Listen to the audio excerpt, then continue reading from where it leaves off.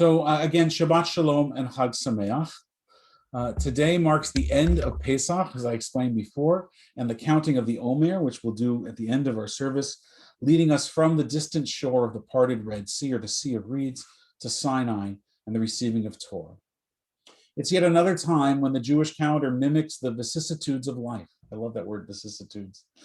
Having experienced the trauma of slavery, we now walk the path toward redemption. Our Haggadah tells us, it reminds us as though we were there, that slavery was incredibly hard, the hardest imaginable. And yet so is the journey after the trauma towards wholeness and recovery at Sinai. We would do well to remember that as we come out of this pandemic, that there is still another journey after the trauma towards wholeness and recovery. As it was for the ancient Hebrews, so it has been for us as modern day mourners. The rupture and the tearing of our hearts that happened in an instant when our loved ones died was unbearable pain. What followed was the burden and the heartache of Shiva and Shloshim and Yortzeit and Yizkor, which we'll observe at the end of this service in a few moments. People understand the instant sorrow that comes with death, but only those that have walked the steps of mourning appreciate how hard the journey to wholeness is. You don't get over death. One has to go through it.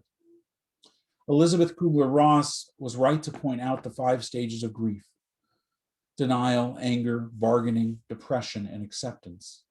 But we would be wrong to assume that each stage is the same length of time, or that the progression through them is entirely linear. Sorrow lingers. It changes us, but it also teaches us.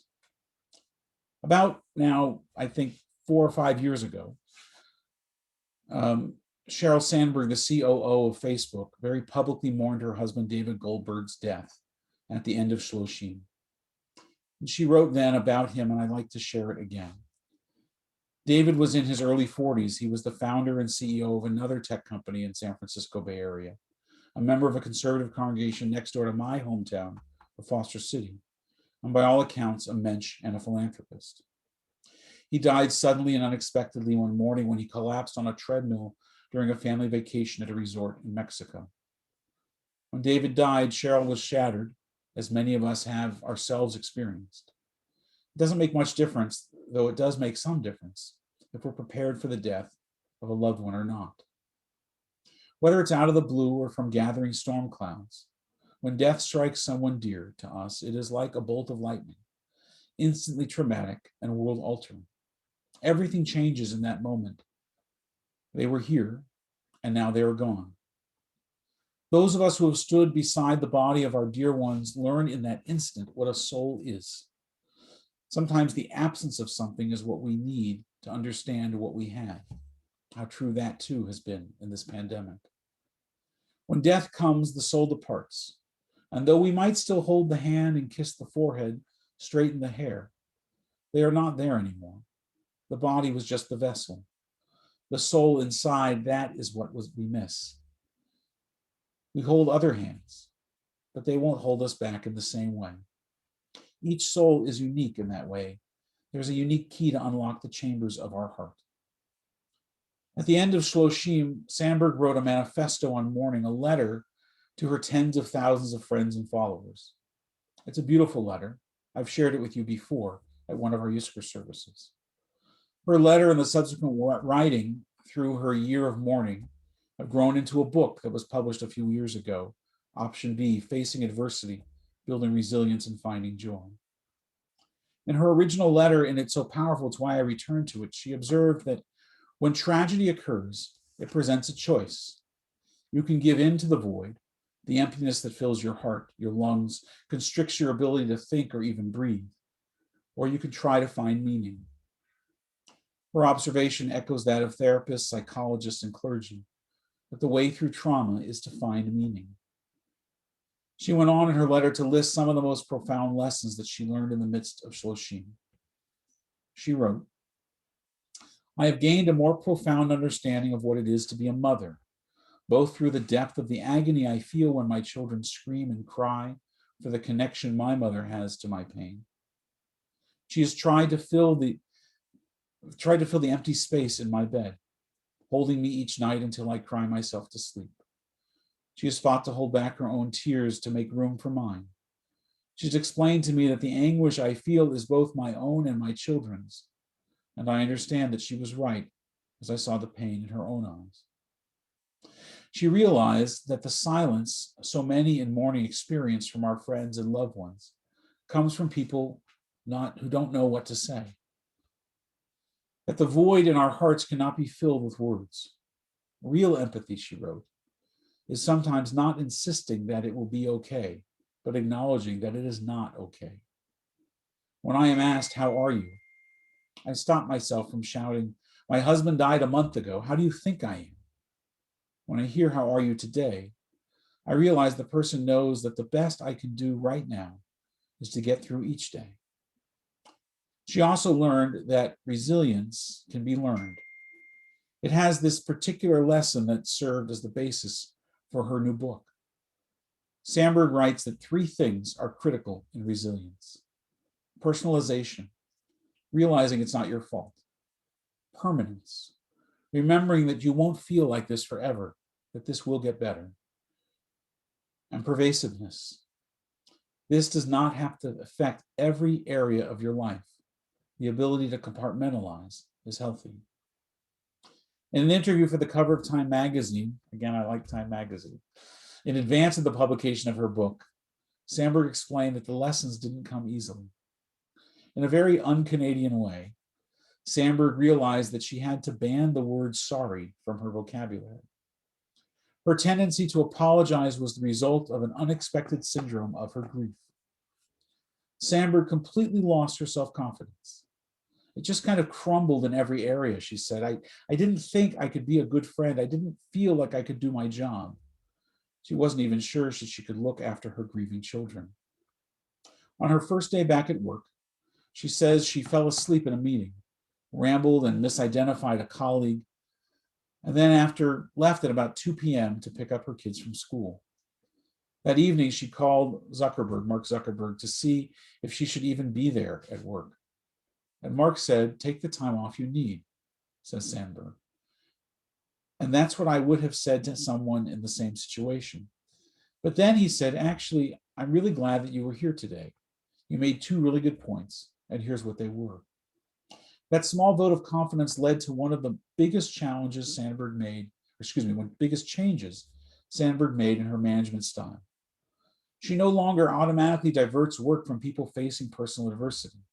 Now she asks if they want to do it because, counterintuitively, relieving people of some of their responsibilities could mean denying them a way of finding their bearings. And once again, the way through trauma is to find meaning. Not in our suffering, but to find meaning in our living. What are we really here for? Life is finite. No one knows that more acutely than a mourner. So what are you going to do? What are we going to do to make meaning in the time that we have? For the Israelites in the desert, having just gone through the trauma of slavery, they wrote the Torah, the ultimate make meaning endeavor. They wrote their own Option B book. When all they had known was in ruins, they took the lessons from that experience, the hard-learned lessons, and crafted a new way to live each day. Energy that was used to build monuments of brick and stone would now stand even longer as pillars of morals and ethics and relationships. In the Time interview, Sandberg explained that eventually she began to emerge from the fog. Her mom didn't have to lie beside her every night as she cried herself to sleep. She danced at a party, felt momentarily happy. She didn't travel as much or have as many work dinners, but she got out. She started playing the piano again after 30 years and created new rituals with her kids. They started biking and having weekly family awesome fun days, where one child chooses an activity and they all do it. She embraces joy in a different way than she has before. Sandberg has faced adversity, developed resilience, and found some joy.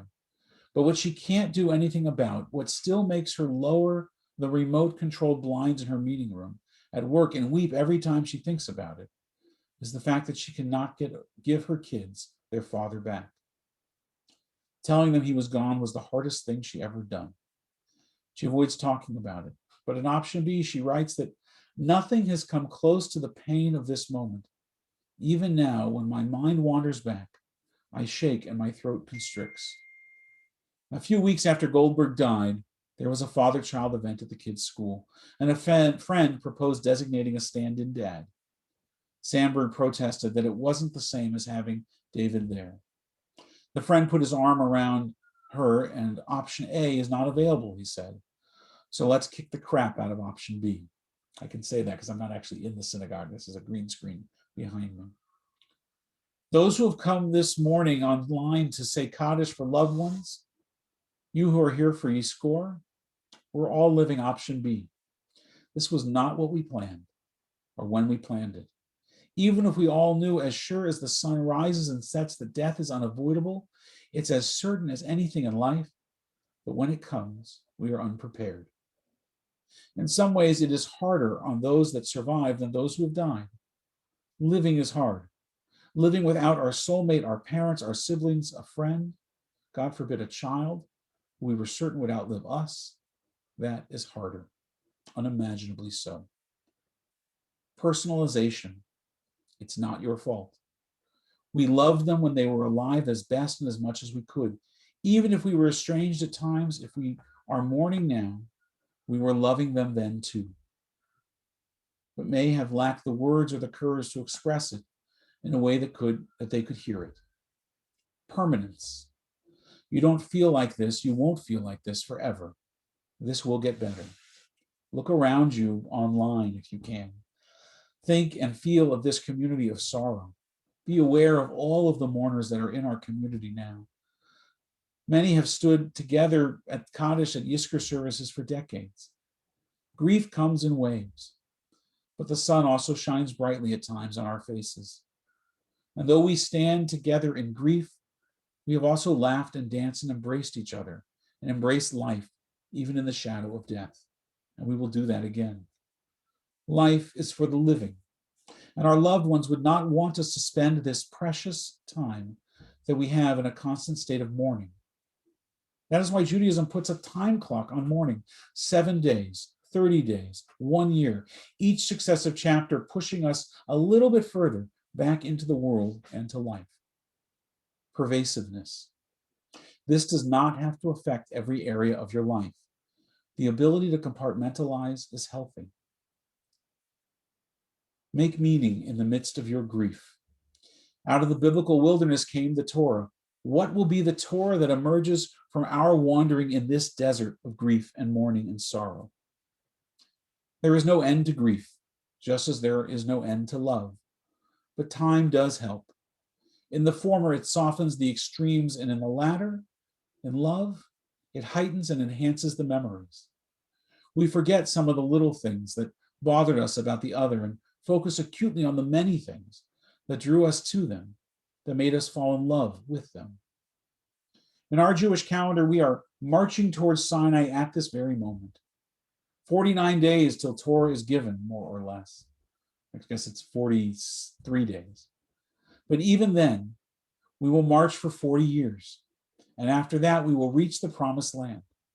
Our tradition, just like our lives, are filled with option Bs. We think it's going to go one way, and it goes another. Who planned for a pandemic? We would not still be here as a people. We would not be able to stand here as individuals if every time option A fizzled out, we curled up into a ball and cried endlessly.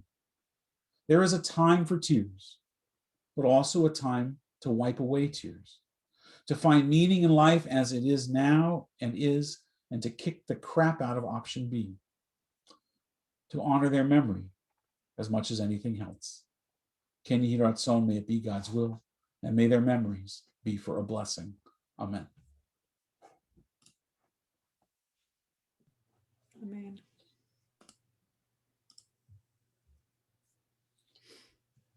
Our service is going to continue now with our service of Yizkor, and as soon as I get that back up on the screen, that will work. And I wanted to actually begin with a poem. Actually, we'll start Cantor Tassic with Psalm 23, and then the poem. Adonai ro'i lo echzar bin